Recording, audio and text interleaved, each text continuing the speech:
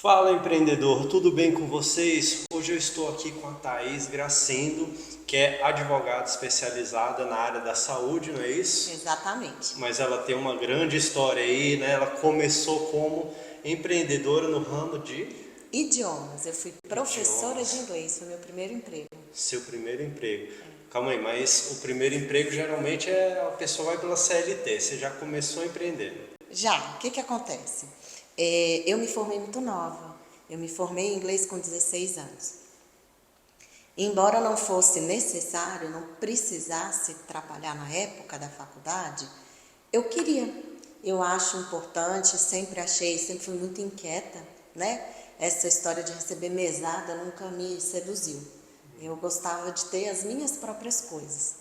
Então, eu me mudei, na época com 18 anos, a minha mãe, eu tenho um irmãozinho, que hoje já é um irmãozão, né? Mas era um nenenzinho, era um temporão na época, e nós mudamos, e na frente, na comercial da quadra, na frente, abriu uma escola de inglês.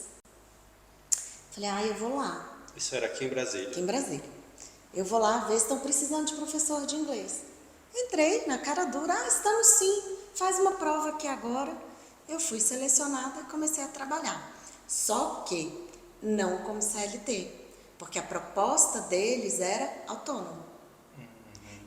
Aí eu abri o meu registro como professora autônoma, fui ao ISS, lá na Secretaria de Fazenda, que ficava lá na 513 Norte, do lado da Justiça do Trabalho. Abri a minha inscrição como prestadora de serviço, emiti a minha nota, tudo bonitinho. Como Já se com fosse 18 o anos. MEI de hoje, Como né? se fosse um MEI de hoje. Era o autônomo, né? Porque hoje a gente tem, em tese, aí, 3 figuras para você prestar serviço. O autônomo, o profissional autônomo, que é muito caro, o MEI e o CLT. Então, são 3 formas. O emprego, que é o seletista, o prestador de serviço na qualidade de autônomo e o MEI. São 3 figuras jurídicas aí, um pouquinho diferentes. Mas o autônomo é caro por quê? Pela questão tributária. O MEI, hoje, ele vai pagar aquele valor mensal, mas ele tem um teto de remuneração que ele pode ter para ele não ser desenquadrado. O autônomo, ele é uma pessoa física. Ele emite a nota como pessoa física. Ele paga o ISS como pessoa física. O INSS recolhido dele é muito alto, porque ele contribui na categoria de autônomo com 11%. E a empresa que presta o serviço paga 20% de INSS. Então dá 31%. Então, na verdade, quando chega o valor líquido para ele, acaba ficando mais caro. E ele ainda paga o ISS, que você é um valor anual, que a secretaria determina, e você parcela, salvo o melhor juízo, tributário não é bem minha área, mas 6 vezes, você divide o tributo anual em 6 parcelas. Tipo o IPTU, IPVA e congêneres. Então fica muito mais complicado, né? Atualmente eu acho que a forma mais viável para muitas áreas é É o o MEI, MEI. né? Mas o que acontece com o MEI? É uma situação curiosa. Criou-se o MEI com um excelente objetivo. Permitir para aqueles que eram informais, não eram seletistas, terem alguma espécie de formalidade e alguma segurança jurídica, até para fins de recebimento de um auxílio-doença, um afastamento, um salário-maternidade, pela contribuição que eles fazem ao INSS, né? Porém, a gente criou uma figura que gera muita confusão, porque ele não é bem um PJ, ele não é bem uma pessoa física, ele está ali no limbo, no meio do que ele tem elementos de uma prestação de serviço de pessoa jurídica, com alguns elementos que remetem a um emprego.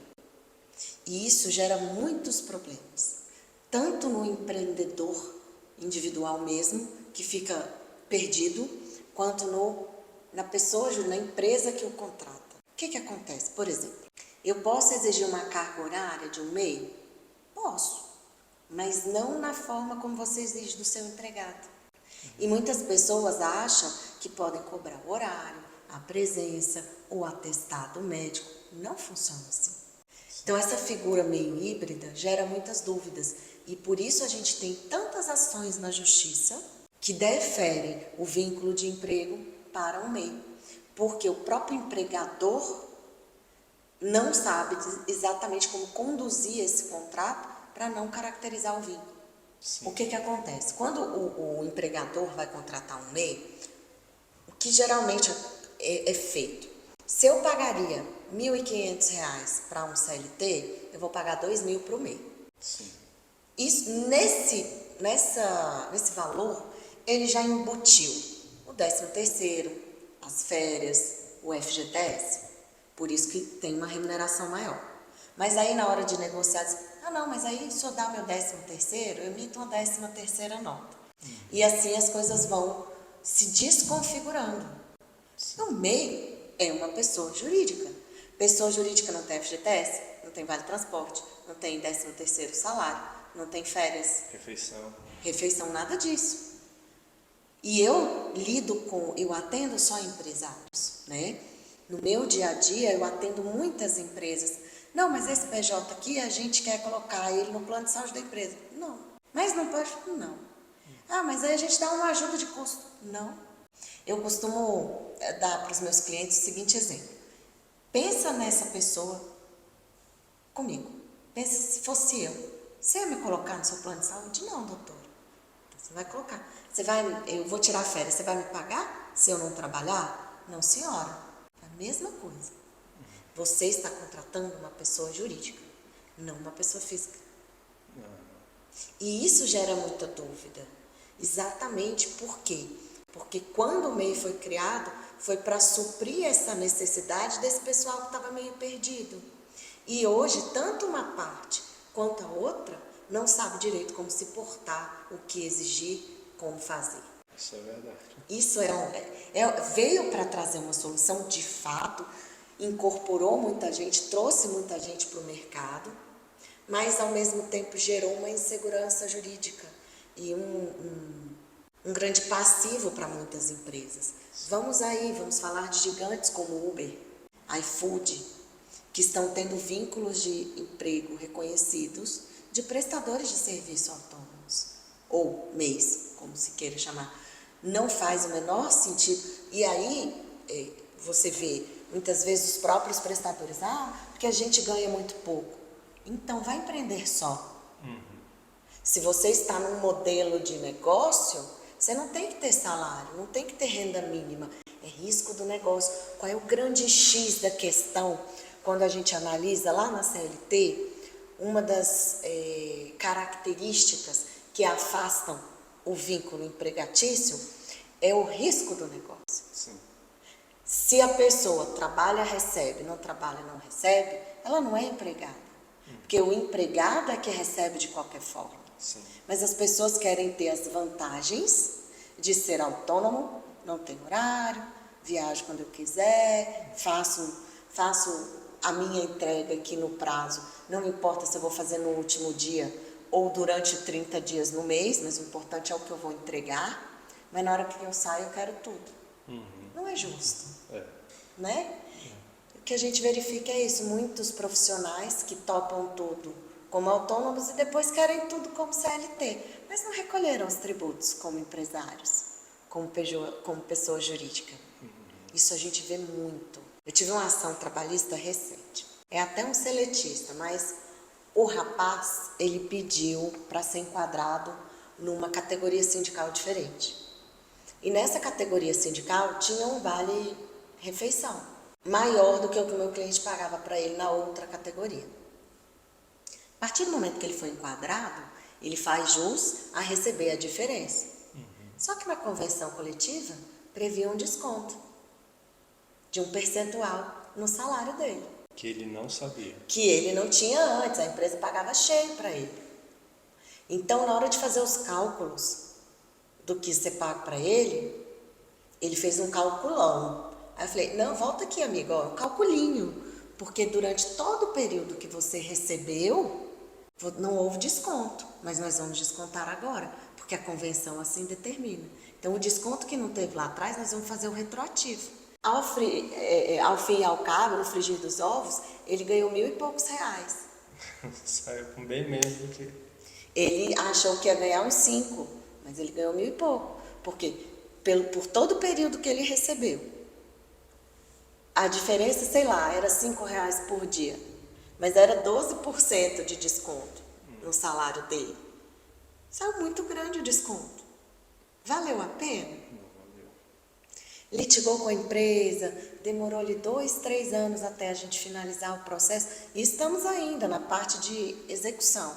A empresa já depositou, já está depositado, porque para recorrer nós depositamos o valor, tem o valor lá. Nós agora estamos discutindo só o que volta para a empresa, porque ainda sobrou. No caso, tá na conta Da justiça. da justiça. Já está na conta da justiça. Então a empresa já pagou lá atrás e agora nós estamos só fazendo soma daqui, subtrai dali, para ver quanto que a empresa vai pagar de volta, porque ele não vai receber nem tudo que foi pago lá. É complicado. São questões delicadas. E do outro lado tem o empregador, né, que ele não está sabendo, que é igual aquilo que a gente conversou aqui um pouco de bastidores, né? As pessoas muitas vezes elas empregam ou elas empreendem sem noção nenhuma do que vai fazer, né? Pois é, vamos lá. Eu arrumei meu primeiro emprego como professora de inglês e meu namorado da época tinha morado fora do Brasil também. Então ele também dava aula de inglês. Nós dávamos aula em lugares diferentes, na mesma escola, mas em filiais diferentes, porque eu morava na Asa Sul e ele morava na Asa Norte. Quando nós resolvemos nos casar, vamos abrir a nossa franquia. Sim. Já que ambos damos aula, ambos, né, temos essa inclinação, já somos professores há tanto tempo, o que será? Fácil, mole, mole. Só que não. Você vai com uma expectativa gigante. Eu tinha 23 anos, ele tinha 26, nós éramos praticamente recém-saídos da adolescência. Eu recém-formada em Direito, ele formado em Relações Internacionais, mas com um total de 0 experiência na área de empreendedorismo. E aí, no caso, vocês não montaram uma empresa nova, vocês compraram uma franquia. Mas é a mesma coisa, porque a franquia ela vai vender para você, no nosso caso, uma metodologia, um material didático. O resto é por sua conta. Você vai ter que contratar, demitir, treinar, capacitar, gerir os recursos. Você vai ter que fazer os investimentos para deixar o seu negócio com a cara da franquia. Então, por exemplo, você vai abrir um Subway, você tem que comprar os insumos corretos, você tem que seguir o manual de práticas deles, o cardápio eles que impõem, a margem eles que impõem, o preço de venda eles impõem, o mobiliário eles que dizem qual vai ser o fornecedor, o formato. Então, a franquia vem com um pacote pronto. Isso vem pronto. Mas também você não pode economizar. Não, eu quero botar essa mesa aqui, é de 5 centímetros, eu quero botar 3,5 para economizar. Não pode. Não pode não. Então, a minha franquia, eu não pagava royalty, o que era muito bom. Porque a maioria das franquias, você compra tudo, tem que comprar tudo deles e ainda pagar um percentual das suas vendas. Sim. O modelo de franquia que nós adquirimos era apenas, nós tínhamos que seguir a metodologia, treinar, capacitar os professores, a coordenação toda conforme a metodologia. Tínhamos um sistema operacional de gestão, de follow-up, etc., de clientes, ok. Mas nós tínhamos que comprar o material didático exclusivamente do franqueador e vender pelo preço que compramos. Eles ganhavam, o dinheiro deles era em cima do material.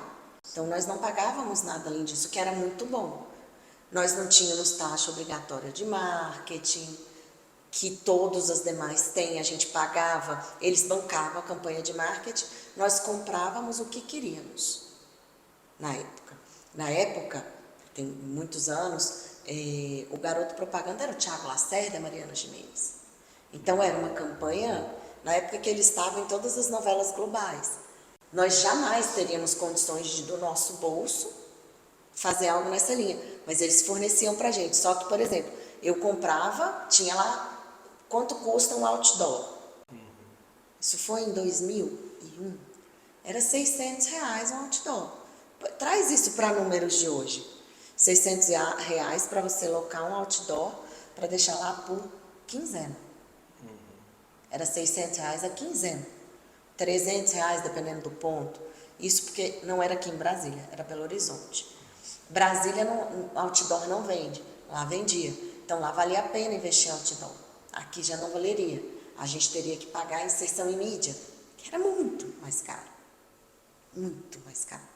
Uma inserção de 10 segundos, 30 segundos, numa Jovem Pan, numa Transamérica, numa Antena 1, enfim. Isso custa muito caro. Sim. Então a franqueadora ela disponibilizava as ferramentas e nós podíamos adquirir conforme quiséssemos. Mas eu não sabia o que era um fluxo de caixa, um livro caixa, emissão de nota, nada. E isso acontece, eu garanto, com 98% dos empresários. Eles têm uma ideia, têm algum recurso e vai. Às vezes nem tem recurso. Às vezes nem vai, só vai para Só o vai. mundo. Eu tenho uma ideia, tenho um amigo, tenho uma permuta aqui, um parceiro ali, e nós vamos juntos aqui e vamos fazer isso dar certo. Muitas vezes dá certo, mas a nossa legislação não ajuda. Nós temos uma verdadeira colcha de retalhos quando a gente fala em legislação aplicável às empresas, porque você tem que entender de direito do trabalho, você tem que entender de direito do consumidor, você tem que entender de direito civil, você vai precisar alugar um lugar para ficar, um estoque, o que quer que seja, ou fazer um contrato com o fornecedor. Você tem que entender de convenção coletiva, de leis trabalhistas, de sindicato, de contabilidade, de regime tributário. Caramba, é muita coisa. E a gente não pensa. Porque não existe. Ao simples. De simples ele tem só nome. Não é simples. Você precisa de um bom contador, o que não é fácil. Por quê? E aí eu trago um problema que eu detecto muito no pequeno empresário. O pequeno empresário, ele acha que o contador salva tudo. Mas o contador pode colocar tudo a perder. Ou pode até ajudar muito. Sim. Mas ele utiliza o contador como RH, DP, advogado. Então, chega uma autuação, um auto de infração, o contador tem que resolver. Gente, o contador não tem que resolver isso. Sim. Mas eles utilizam. Eu quero mandar meu empregado embora por justa causa. Eu quero advertir o empregado. É o contador que faz. Gente, o contador não é especialista na área. Muitas e muitas empresas perdem oportunidades de ouro de mandar um empregado embora por justa causa, porque o contador diz, não faz não, que é só dor de cabeça. E eles ganham na justiça. Não ganham. Os meus clientes não ganham não. Sim. Porque tem que fazer bem feito. Mas o contador faz o melhor que ele pode. Ele já está fazendo muito mais do que ele deveria. Sim. Está mexendo no que não é dele. Exatamente, mas ele tem essa ânsia de ajudar, porque existe uma cultura de que o contador faz de tudo um pouco. E eu acho uma maldade com o pobre do contador, viu? Sim. Mas assim, de certa forma, eu acho que também está melhorando um pouco a questão jurídica pro lado do empresário no Brasil, né? Eu acho que... Em que sentido? Um exemplo, aos poucos as coisas estão mudando. Eu acho que entrou uma emenda, né, que mudou essa questão do... Por exemplo, se o empregado ele colocar a empresa na justiça sem razão, aí é o empregado que arca com os custos, não é isso? Não mais. Mas não mais. É triste. O que aconteceu? Nós tivemos a reforma trabalhista de 2017. Nessa reforma não existia na Justiça do Trabalho honorários de sucumbência. Diferente de todas as outras justiças, não havia pagamento de honorários para advogado nenhum na Justiça do Trabalho. Aí veio a reforma trabalhista e trouxe. Agora, todo mundo paga honorário. O advogado tem direito a receber honorários quando a outra parte perde, paga honorários para o vencido. É assim que funciona. E ia tudo muito bem, tudo muito bom, mas o STF já determinou que quem tem justiça gratuita não paga honorários de sucumbência. Isso já é lei. Mas o que era dito? O que a reforma trouxe? Se o empregado entrou com ação e ganhou o suficiente para pagar os honorários da outra parte, ele vai pagar. Mas isso foi derrubado. Foi considerado inconstitucional, o Supremo derrubou. Então, voltamos a tudo como era antes, com um agravante. A empresa continuou tendo que pagar honorários advocatícios para o advogado do reclamante. Porque o que acontecia? Até as tabelas que as OABs criam de honorários mínimos, porque existe isso para tentar evitar que vire um mercado muito baixo, porque hoje em dia a gente continua encontrando, né, advogados que não cobram nada, que cobram muito pouco e desmerecem a nossa profissão, né? Então, 30% é uma base de honorários que é cobrada em ações trabalhistas. Então, o advogado que vai atuar para um reclamante, por exemplo, para um empregado, ele não cobra nada para entrar com o processo, mas ele vai ganhar 30% de tudo que o empregado receber. E isso foi mantido. Então, muitas vezes hoje o que a gente observa é o advogado cobra os 30% do empregado e ainda recebe os honorários que a empresa paga. Mas aí, de certa forma, esse advogado está agindo... Não, está tudo dentro da lei. Está tudo dentro da lei. Mas o advogado que trabalha para a empresa não tem direito a receber honorários quando a outra parte reclama, quando a outra parte perde, perdão, e a empresa ainda fica achando que o advogado está cobrando caro. Sim. Por quê? Quando a gente estabeleceu nessa reforma a questão da sucumbência recíproca, que é exatamente isso de quem perde que tem que pagar o advogado do outro, os colegas que trabalham defendendo empregados passaram a tomar mais cuidado com os valores que eles atribuíam aos pedidos. Porque antigamente, não, vou botar aqui 100 mil porque é mais fácil para fazer acordo. Aí a empresa vê um valor alto e oferece um acordo melhor. Essa é a tática. E ela parou de funcionar por um tempo. Agora voltou a funcionar. É muito ruim isso. Para a justiça, é ruim para a empresa, é ruim para o empregado. E acho ruim também para o advogado que atua dessa forma. Porque ele se queima no mercado. Eu viajei agora, por exemplo, eu fui fazer uma audiência em Palmas. Eu fiz uma proposta de acordo antes para evitar que o meu cliente gastasse com a minha viagem. Porque é caro eu me deslocar daqui para Palmas para fazer uma audiência. E não consegui fazer o acordo antes da audiência. Eu fui para a audiência e nós fechamos o mesmo acordo que eu tinha proposto antes. Quer dizer, só aumentou 50% para o meu cliente, porque ele teve que despender mais. Agora, veja, se a gente fecha esse acordo antes, qual era o prejuízo para aquela pessoa? Nenhum.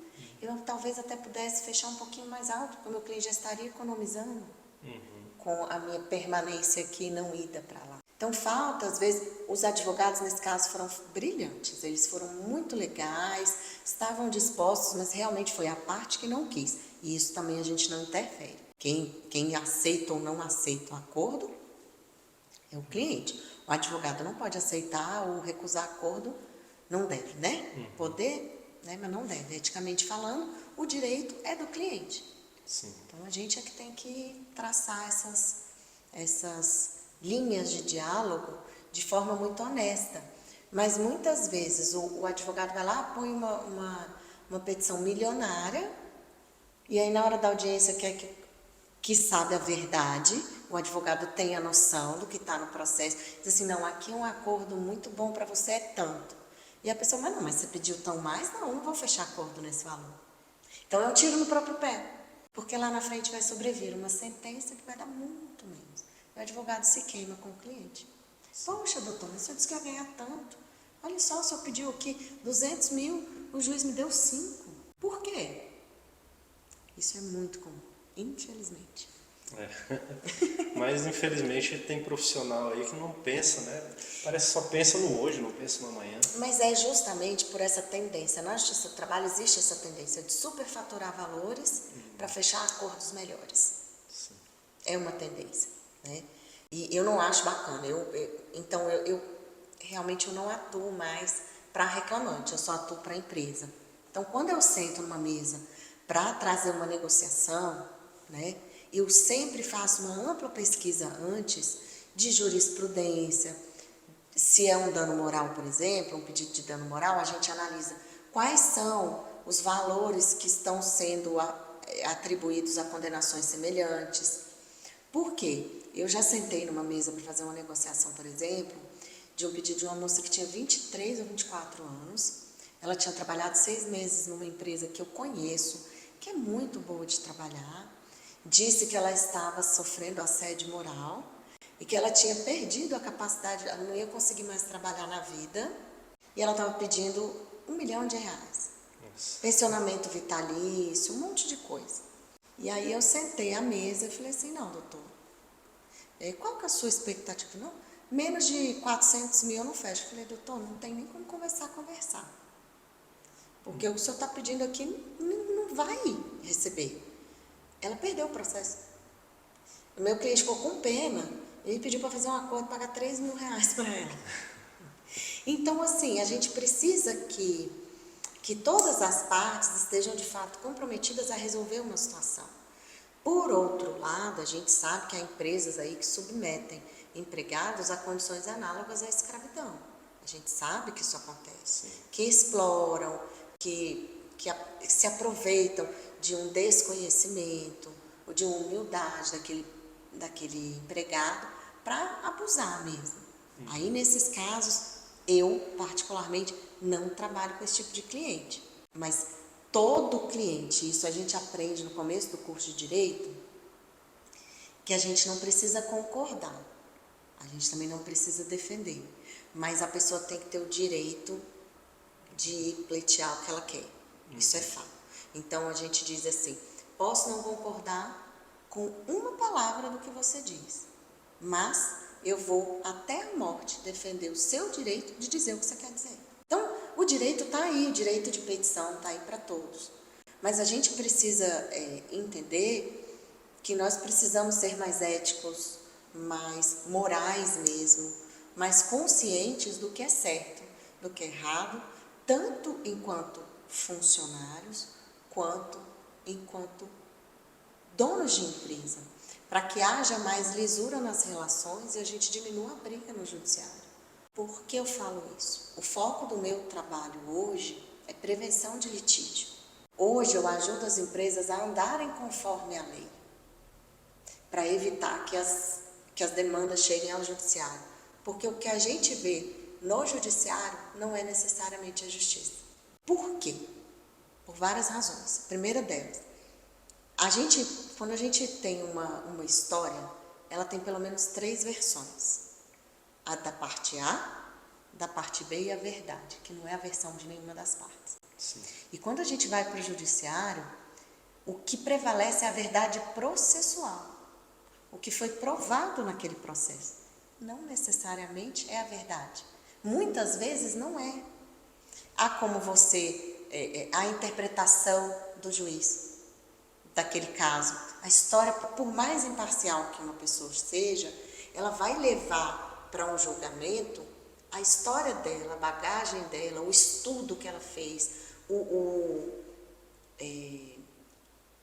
é que eu diria, a doutrina que ela carrega nela mesma, porque quando a gente estuda direito, as pessoas falam, poxa, mas como é que vocês, é sim ou não? Não existe sim ou não no direito. Existem várias formas de você interpretar a mesma coisa. Às vezes a própria lei, ela dá margem para interpretações diferentes. Muda. O que valia hoje não vale amanhã. Então você já não tem o que a gente chama de segurança jurídica. Se você ligar a TV e acompanhar os noticiários do judiciário, você vai ver, era assim, mas agora mudou. Antes a gente aceitava essa conduta, mas hoje a gente já não aceita mais. Qual é a segurança? Eu tive um caso emblemático. Lá, nós estamos em 2000, mais de uma década atrás, existia a possibilidade de, se você descobre que uma empregada sua está gestante no curso do contrato de experiência, por ser um contrato por prazo determinado, você pode encerrar o contrato ali, enfim, Ela não tem direito à estabilidade porque não passou para um prazo indeterminado. E assim eu conduzi um caso e assim nós fomos para a audiência. Na semana em que a sentença foi proferida, o TST soltou um normativo, um precedente que dizia que não importa. Ela tem direito à estabilidade mesmo grávida no período de experiência. E aí quando veio a sentença, o juiz falou: estou indo contra o meu entendimento, eu entendo diferente, mas o TST mudou recentemente e determinou que tem. Então, por isso eu estou dando a estabilidade. Então, toda a orientação que eu dei para o meu cliente no início não serviu de nada porque o TST mudou o entendimento no meio do negócio. Sim. E hoje, atualmente, já está se rediscutindo essa questão, para voltar a ser como era antes. Então, é muito incerto. Qual que é o ideal? O ideal é façam bons acordos, bons negócios, bons contratos. Tracem tudo que vocês desejam que seja a regra entre as partes, para que não seja necessário ir discutir na justiça. Porque é muito possível que não haja justiça efetiva. Mas até quando tem um bom contrato, a possibilidade de chegar à justiça também, mas o contrato resguarda, né? O contrato resguarda. As pessoas dizem: ai, advogado é muito chato, quer falar de muito detalhe.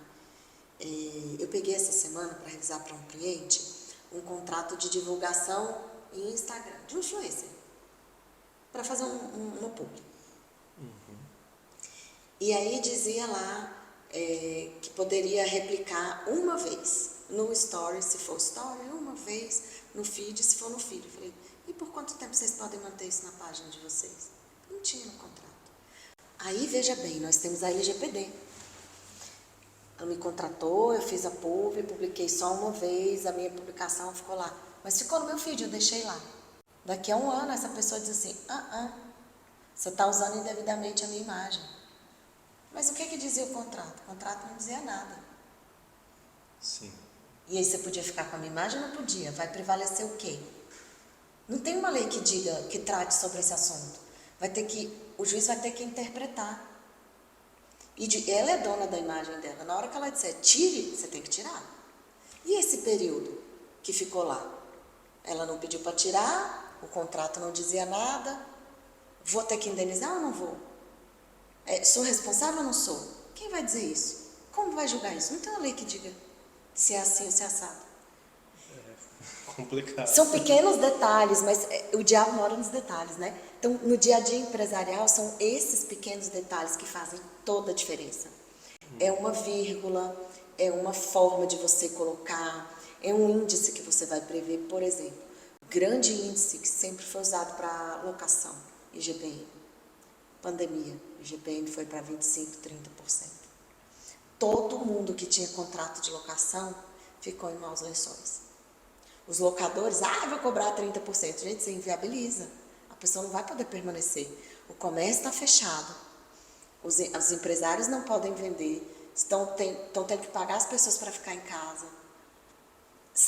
Todo dia era uma lei nova regulamentando, porque é lockdown e como é que fica as relações de trabalho. Pode mandar embora, não pode. Vai reduzir, vai fazer banco de horas. O que vai fazer? Ninguém sabia. E aí o dono do imóvel queria cobrar 30% de reajuste. Eu tive gente que fechou as portas. Sim. Eu tive lá do outro locadores que disseram: não vou nem reajustar. Mas e aí? Quando acontece um negócio assim, a lei não está preparada, o judiciário não está preparado, as pessoas não estão preparadas, a gente vai ter que negociar. Sim. E o judiciário, quando a gente não negocia, ele decide pra gente, né? E aí lascou. Só que também é ruim, né? Levar para o judiciário. O ideal é negociar. As pessoas acham que o custo de um processo são as custas e são os honorários do advogado. Sim. Não é só isso. Tem algumas coisinhas que o dinheiro não compra. Duas delas: paz, tranquilidade. Quando um empresário, um grande empresário, mais um processo, menos um processo, não faz a menor diferença na vida dele. Ele nem sabe quantos processos ele tem, porque ele tem um jurídico que cuida disso. Mas se você é um pequeno empresário, você tem ali 5 colaboradores na sua empresa, uns 2 prestadores de serviço, uns parceiros de negócio, e entra um processo judicial. Você vai dormir e acordar pensando naquele processo. Aquilo ali vai ser o centro da sua vida. Você não vai conseguir se concentrar em vendas para poder pagar. Meu Deus, e agora? Se ele ganhar esse processo, ele pediu R$1 milhão, que é o que a gente chega uma reclamação trabalhista com valores estratosféricos que não correspondem a uma realidade, né? Aí o empresário já tem um infarto no momento que recebe. E ele vai tendo mini infartos todos os dias. É muito mais jogo você resolver antes de virar um problemão, antes de ir para o judiciário. Quantos trabalham muito na área da saúde, sempre com hospitais, clínicas e médicos, tá? Tendo pessoas físicas, médicos, pessoas físicas, justamente porque estão do lado de cá dessa relação, como fornecedores de um serviço. Quando você trabalha do lado de cá, você vai dar para eles, vai mostrar para eles, porque eles ficam numa posição de desespero mesmo. Eu já tive médico que falou para mim, eu vou largar a medicina. Eu falei, não, doutor, o senhor não vai largar a medicina. É um processo. Não, mas olha o que essa pessoa está dizendo. Eu falei, doutor, calma. Vamos sentar e vamos resolver isso aqui.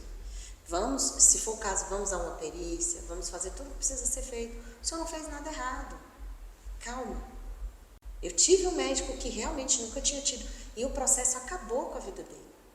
Então, não é o dinheiro que ele pagou para mim, não é o dinheiro que ele eventualmente fosse pagar para paciente, é uma coisa que não tem preço. É você questionar toda a sua carreira, todo o seu trabalho.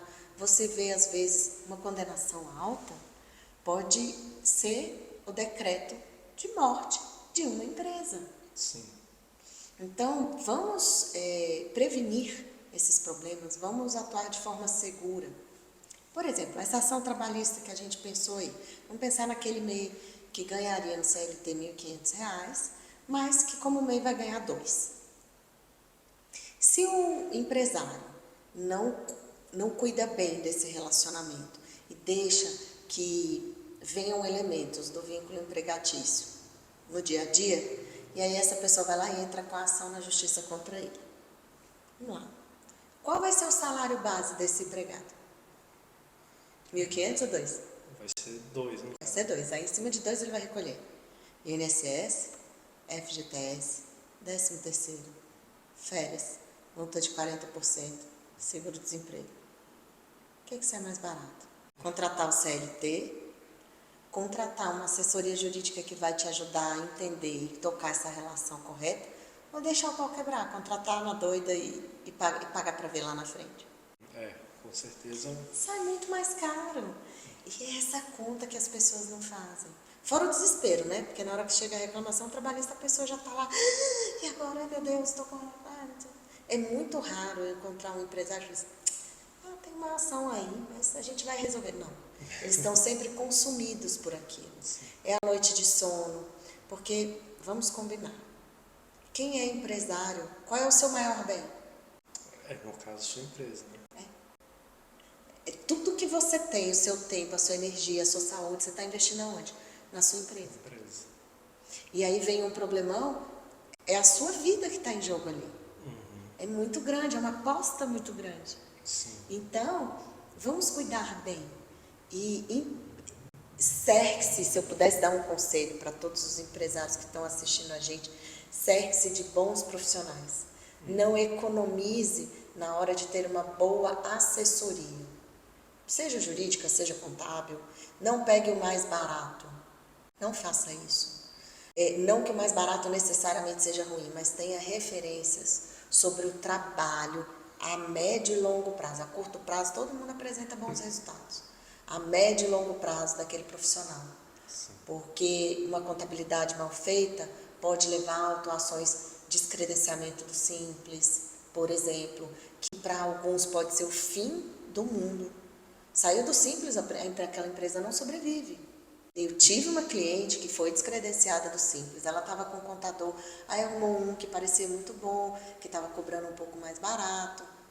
Resultado, a empresa dela está parada, ela teve que abrir uma outra, porque a dívida aqui ficou impagável. Porque ela virou micro. Ela foi descredenciada do Simples, ele deixou de pagar uma série de impostos antes do descredenciamento, veio tudo de uma vez só. O débito está impagável. O negócio dela foi pro saco, por conta de um contador inabilidoso, não cauteloso, não honesto, porque não contou para ela o que estava acontecendo.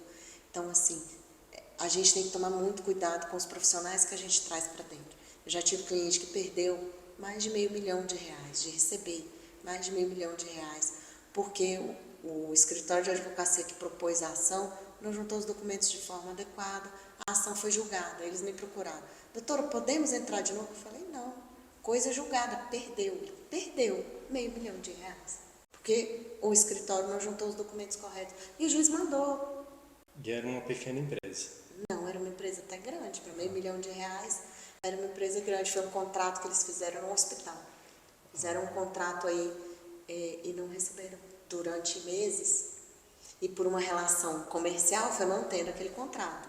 Mas aí não teve jeito, vamos ter que judicializar. Na hora que judicializou, não juntou os documentos corretos, julgou improcedente, acabou. Pois é, que eu entendo o comerciante ali que às vezes não tem dinheiro mesmo, né? Então ele fica tentando dar o jeitinho, mas uma empresa grande. Uma empresa grande que caiu no papo de um profissional que não era tão bom assim.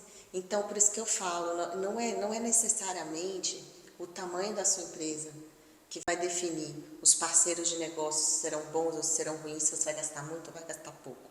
Não é isso. Pesquise. Tá cheio de picareta na internet. Tem gente que vende até avião caindo. Profissional de todas as áreas, que vai vender tudo para você. Vai te vender um bolsão de ar. Você vai ver, não tem conteúdo. Cuidado com as pessoas que você traz para dentro do seu negócio, para prestar serviços para você, especialmente em áreas sensíveis, áreas financeiras, áreas de vendas. Eu sei de gente que teve gente com 10, 11 anos de casa e colaborador. E eu falei assim, abre o olho aí, tem problema. Ah, Diana, abre o olho aí, tem problema. 2, 3 meses depois descobri desfalque de centenas de milhares de reais, era uma imobiliária. Então ele foi desfalcando, um pouquinho aqui, um pouquinho ali, um pouquinho aqui, um pouquinho ali. Isso acontece em todo lugar, não se iluda. Mas, e com pequeno, com grande. Eu já tive que mandar a empregada embora na semana do Natal, no dia 24, por justa causa. Porque o empregado fez o seguinte, ele estava no caixa nesse dia, ele vendeu uma coisa para um cliente, no valor de R$1.000. Emitiu a nota para o cliente, esse cliente pagou em espécie. O cliente foi embora, ele cancelou a nota, emitiu outra nota de 750, pegou R$250 e botou no bolso. Isso ficou registrado no sistema de nota, isso ficou registrado nas câmeras, o cliente pagando. Olha o tamanho do problema. O cliente saiu com uma nota de 1.000. Aí ele vai declarar essa nota onde? No imposto de renda, né? Para ter o abatimento, não vai? Sim. Aí na hora que bater, essa nota foi cancelada. Ele vai cair aonde? Esse cliente? Na malha fina da Receita Federal. É o cliente que cai. O cliente vai cair. Eu achei que era a empresa. Não, por que o cliente vai cair na malha fina? Porque ele vai declarar para abater no imposto de renda uma despesa médica, que é fria, uma nota que foi cancelada, ele não podia lançar. Só que o cliente está sabendo que a empresa cancelou a nota? Não. Olha o tamanho do problema. A empresa que vai ter um prejuízo e só se descobriu, porque, pasme, a pessoa que atendeu o cliente final num andar e encaminhou para pagar, achou que o cliente não ia fechar o negócio. Aí ela foi atrás de saber, o cliente fechou? Fechou. Ah, fechou por X, por R$1.000? Não. Eu dei um desconto para ele. Falei, mas quem te autorizou a dar desconto? Você não pode dar desconto. Não, mas eu dei um desconto. Ele pediu, dei. E a pessoa não podia ter dado desconto. Se não fosse essa pessoa estar antenada lá em cima e achar que o cliente não tinha fechado o negócio, ela foi só ver se fechou mesmo. Não ia se descobrir. Olha o tamanho do problema aqui. Isso ia aparecer na declaração de imposto de renda do cara no ano seguinte. E às vezes as pessoas fazem e não pensam nas consequências de uma pequena ação. Mas no caso esse aí estava agindo de má fé. Estava agindo de má fé. Esse empregado estava agindo de má fé. A empresa mandou embora por justa causa, sem nenhum problema. Entramos em contato com o cliente, com o paciente, no caso, né, que era um hospital. Cancelamos a nota de 750, reemitimos a nota de 1.000, então ele ficou resguardado. Mas você imagina se esse cliente cai na malha fina e vai atrás do hospital. Olha o tamanho do problema. Sim. Que ia ser causado. E no final ia cair tudo nas costas da empresa, que é geralmente a pessoa mais forte, né, da relação. A empresa aguenta tudo. E não é assim. E isso acontece no grande e acontece no pequeno. Sim. Acontece porque eu já vi gente grávida tirar dinheiro de caixa, botar no bolso, ser pego em câmera. E o cliente ouvir do contador, não pode mandar embora por justa causa. E eu dizer, nós vamos mandar embora por justa causa sim. Mandamos e ficou tudo certo. Por quê? Porque o contador tem receio, porque não é a área dele. Sim. Gente, consulte o seu contador para questões de tributação, de declarações, de e-social, mas não para questões jurídicas. Ele não está preparado para isso, é uma maldade. Também não vai consultar sobre questões de contabilidade para o seu advogado, não, em que a gente também não tem que entender nada disso. Uma coisa é uma coisa, outra coisa é outra coisa. Então, cada um deve cuidar da sua área com maestria. Mas está cheio de advogado que dá pitaco na contabilidade, está cheio de contador que dá pitaco no direito, e está tudo... é assim. E tem muito advogado contador e contador advogado também. Sim. É muito comum que você encontre empresas que têm esses dois profissionais ou um profissional que tem as duas formações. Isso é muito bom, enriquece. Mas ele vai ser bom realmente em uma das áreas, não nas duas. Sim. Ele vai ter noções, mas ele não vai ser bom nas duas áreas. Ou às vezes não é bom em nenhuma, né? Essa parte a gente pula. Vamos partir do pressuposto que ele é muito estudioso e pelo menos ele é muito bom. Beleza. Né? Thaís, a gente já está chegando no nosso final. Fazer mais uma última pergunta aqui. Você acha que para o comerciante, para aquela pessoa ali que está no seu início, existe... Como é que a pessoa pode ter acesso a advogados para poder ter o seu resguardo judicial ali? É muito caro ou existem opções mais em conta? Existe. Eu recomendo que tenha, assim, uma assessoria jurídica. Não é tão fácil achar assessorias jurídicas que têm foco na prevenção. A grande maioria dos advogados se interessa mais por ações judiciais, mas busque uma consultoria, uma assessoria jurídica que vai te ajudar, vai caminhar ali com você. Eu costumo dizer que o que eu proporciono para os meus clientes é um apoio. É como se eu fosse a muleta, a bengala, o andador, que eu vou ali, ou o parceiro, aquele que dá o braço e segue junto.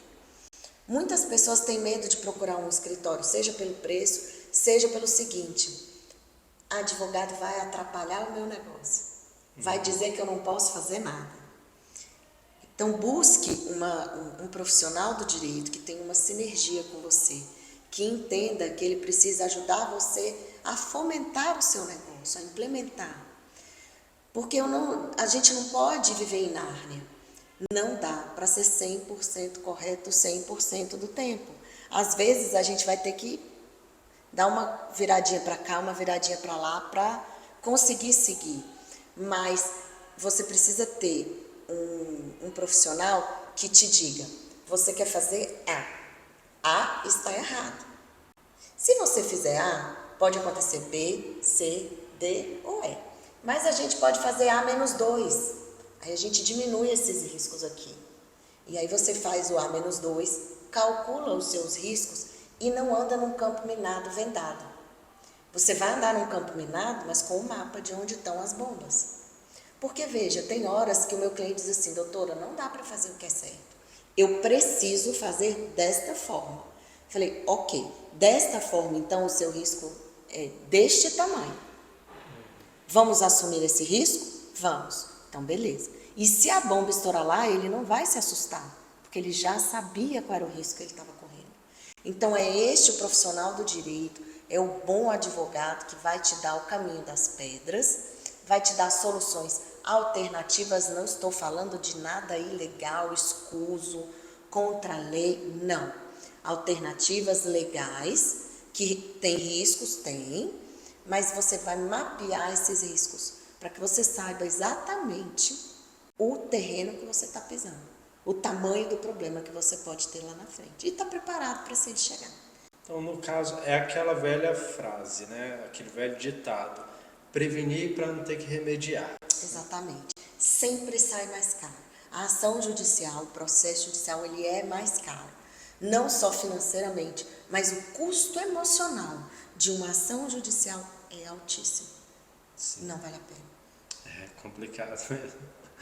Então, gente, é isso aí. Esse é o nosso papo de hoje. Eu gostaria de falar aqui com vocês, ó, a respeito das minhas camisas. Olha só essa camisa aqui, sucesso sempre. Tem várias camisas que vão te inspirar a trabalhar motivado, entendeu? Quando você veste essa camisa aqui, ó, sua vida muda. Então, o linkzinho tá aqui na descrição. Você pode usar o cupom de 10, que eu acho que vai estar daquele lado ou tá desse lado aqui. Eu nunca sei qual lado que fica.